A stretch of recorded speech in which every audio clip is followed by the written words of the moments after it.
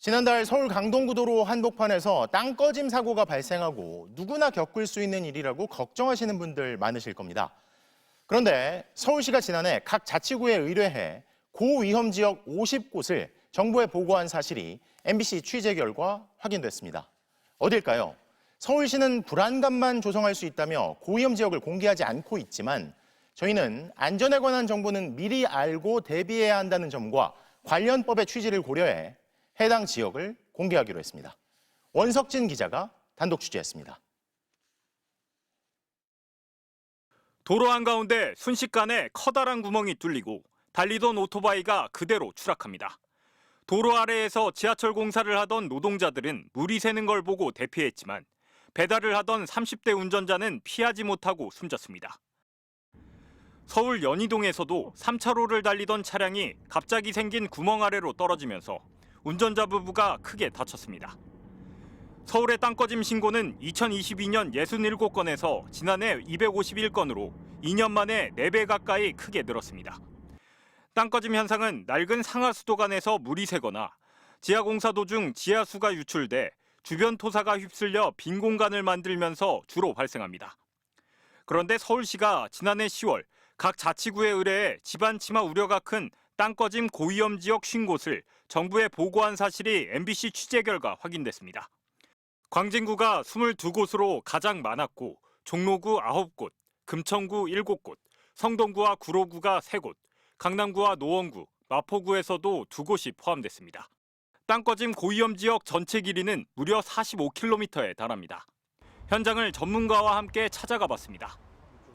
제가 나와 있는 이곳, 서울 압구정동을 관통하는 왕복 8차선 도로입니다. 이 도로도 서울시의 집안 침하 고위험 지역에 포함됐습니다. 언주로 6.7km 구간과 산릉로 6.3km 구간은 집안 침하 사고 발생 빈도가 높다는 이유로 선정됐는데 한강을 매립해 만든 저지대일수록 집안이 약해 위험하다는 지적이 나왔습니다. 충적층과 지하수가 잘 발달되어져 있는데 거기에 지하 공사를 하면은 관리를 잘못하면 싱크홀이 발생할 수 있다는 겁니다. 침수 피해가 빈번했거나 취약한 곳, 대규모 지하 굴착 공사가 진행 중인 도로도 고위험 지역으로 꼽혔습니다. 하지만 서울시는 자치구에서 자체 파악한 것으로 일부 사유지도 포함돼 있다며 고위험 지역 목록을 공개하지 않았습니다. 위험하다 그러면 당연히 공개를 하고 그런 안전사고가 발생하지 않게 경계를 해야 될 일이지 그거를 숨긴다는 게 말이 됩니까? 충분히 조사했는지도 의문이 남습니다. 고위험 지역을 서울시에 제출한 자치구는 고작 8곳 뿐입니다. 최근 땅꺼짐 현상으로 한 명이 숨진 강동구는 아예 단 한 곳도 선정하지 않았습니다.